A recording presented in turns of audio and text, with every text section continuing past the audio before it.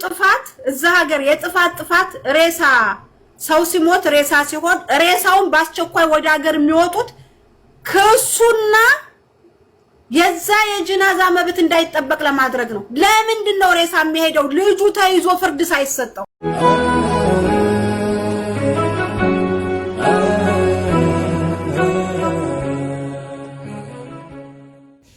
ይሄን ቪዲዮ እስከ መጨረሻው ያዳመጣችሁ ሼር ላይክ ማድረጋችሁን አትርሱ። እጅግ በጣም ያሳዝናለን። አሰላሙ አለይኩም ወራህመቱላሂ ወበረካቱ። ሰላም ቤተሰቦቼ እንዴት ናችሁልኝ?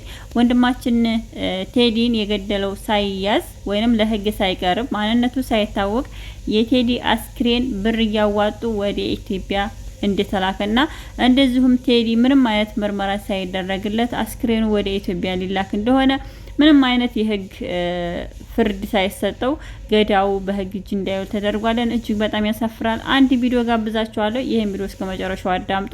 ሁላችሁም ማዳመጣችሁን አትርሱ። እጅግ በጣም ያሳፍራል።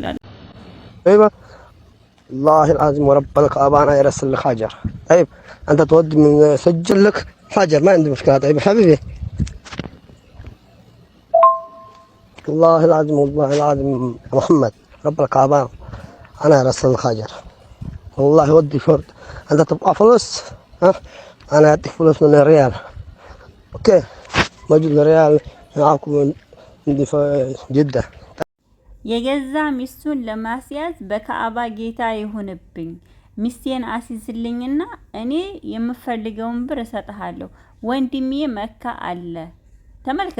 ተመልከቱ ከስህተታችን የማንማር ትላንትና የገዛ ጓደኛው ነው የገዛ ወንድሙን ገደለው ያልነው ዛሬ ደግሞ የገዛ ሚስቱን አንድ ወንድ ልጅ ሚስቱን ካልፈለጋት ሚስቱ ስህተተኛ ከሆነች ምን ስህተተኛ ብኮን ምን ጥፋተኛ ብኮን የሴት ልጅ ከሴት ልጅ ተወልዶ በሴት ልጅ እጅ አርጎ የሴት እህት ሆኖ ነገ ጧት የሚያገባት ሴት ልጅ ሆና ተመልከቱ። እኛ ለምን እንደው አላቅም በካዕባ ጌታ ይሁንብኝ والله العظيم እሰጥሃለሁ ብሩን እሰጥሃለሁ ብቻ እሷን አሲዝልኝ ነው የሚለው። እያችሁ የኛ ሀበሻ ለምን እንደው አላቅም። እንግዲህ ቴዲን የገደሉት ከዛ በረሃ ከዛ ችግር ከዛ መከራ በኋላ ከዛ ጦር ተፈናቅለው ከራያ ላይ የመጡ ወንድሞቻችን ብዙ ነገር የተማሩና ብዙ ነገር ባይናቸው ያየ አይደለም ስለ ጦርና አይደለም ስለ መገዳደል ማውራት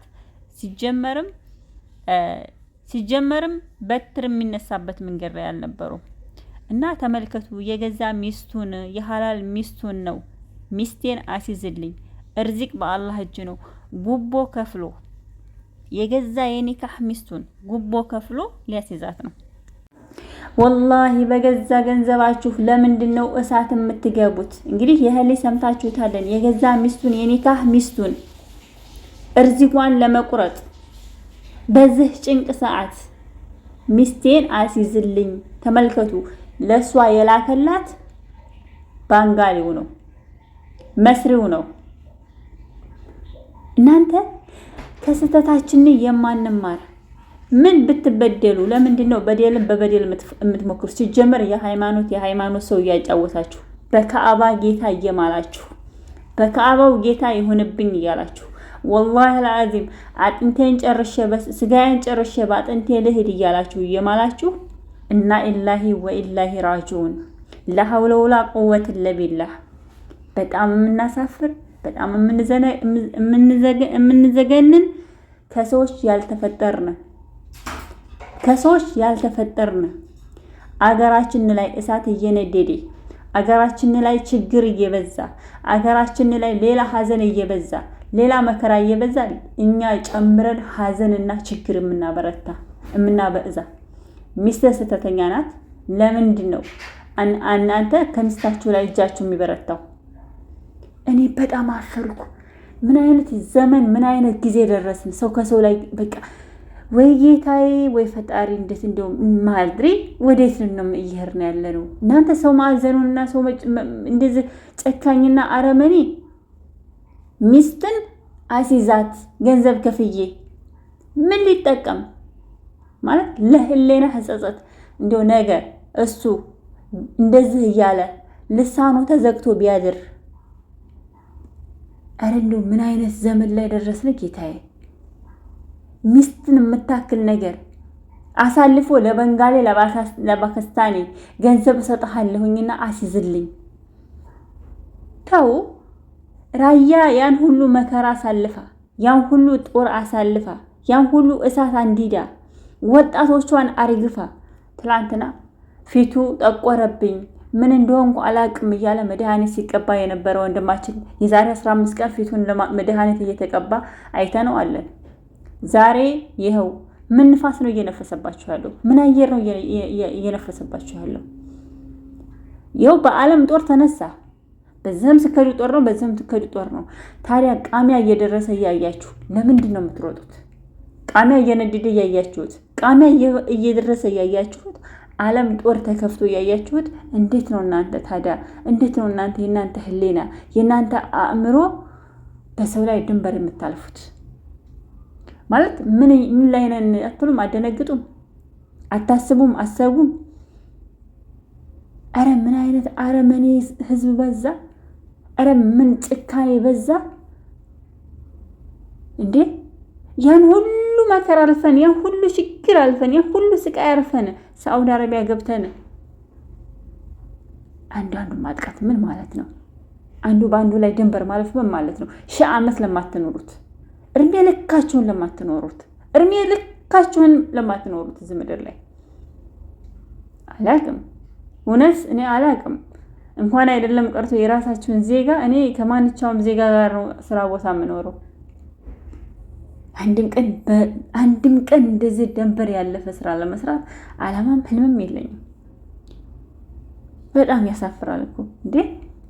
አንድ ሰው እንደዚህ በቃ በሰው ላይ ድንበር ተው። እናት አላችሁ፣ አባት አላችሁ፣ ቤተሰብ አላችሁ፣ ደሃ ናቸው፣ ሰርተው ያገኙ። ተው በሰው ርዝቅ አትግቡ። ርዝቅ በአላህ እጅ ነው። ፈጣሪ ነው ሰጪው። ነሹም አላህ ነው፣ ሰጪውም አላህ ነው። አላህን እንኳን አምጠነው አላህ ዘንድ አምጠነው ወንጀላችን በዝቶ እኔ ንጹህ ነኝ አትበሉ። እኔ ወንጀለኛ ነኝ ብላችሁ በሉ። እኔ ፍጹም ሰው ነኝ አትበሉ። ታዲያ የእናንተ ወንጀል ሳያልቅ ሌላ ወንጀል፣ ታዲያ የእናንተ ችግር ሳይቀረፍ ሌላ ችግር፣ በእህቶቻችሁ በወንድሞቻችሁ እንዲደርስ የማትፈልጉትን በሌላ ሰው ላይ ችግር፣ እህቶቻችሁ ወንድሞቻችሁ እንዲሞቱ የማትፈልጉትን እህቶቻችሁ ወንድሞቻችሁ ላይ ችግር እንዲደርስ መከራ እንዲደርስ የማትፈልጉትን በሌላ ሰው እህት ወንድም ላይ ችግር። ምን አይነት አረመኔ ምን አይነት ነው? ኧረ እኔ አላቅም። አሁንስ እንደው በእውነት አንዳንድ ጊዜ በቃ ወዴት ሄዳችሁ እንደምትጮህ አታውቁትም። ሳትፈልጉ እውቀት አለኝ ብላችሁ እንድትናገሩ የሚያደርጋችሁ፣ ሳይመጣችሁ እኔ እችላለሁ ብላችሁ እንድትናገሩ መሆን እጅግ በጣም ያሳፍራለን። እኔ ሌላ አለም ሰውን አምናችሁ እግራችሁን ዘርግታችሁ አትውጡ፣ አትንቀሳቀሱ። ራሳችሁን ችላችሁ ቤታችሁ ቁጭ በሉ። ጊዜያችን ከፍቷል። ሰው ለሰው መተዛዘን ሳይሆን ሰው ለሰው መበላላትና መነካከስ ሆኗለን። አላህ Subhanahu Wa Ta'ala ከመከራ ከችግር ይጠብቀን። ሌላ ምንም አልልም። ሐዘንን ያልቀመሰ ሰው ስለ ሐዘን ቢናገር አያምርም። የሐዘንን ልክ የምታውቁ ሰዎች ሐዘን ቤታችሁ ገብቶ አንኳኩቶባችሁ የሞከራችሁ ሰዎች ብቻ አውሩ። እናትን ያጣ አባትን ያጣ እህትን ያጣ ወንድምን ያጣ ባልን ያጣ ወጥቶ ስለ ሐዘን ይናገር። ሌሎቻችሁን አይመለከትም፣ አይነካችሁም። እናንተ አታውቁትም። ተው እናትንኩነኛል። ተው እንኖርበት። ደሃ እንደ ድህነታችን እንኖርበት። ችግር እንደ ችግራችን እንኖርበት። ከዚህ የቤተሰብ ጭንቀት ከዚህ ሀገር ጭንቀት ወተን ደግሞ ሌላ ጭንቀት ወተን ደግሞ ሌላ ጦር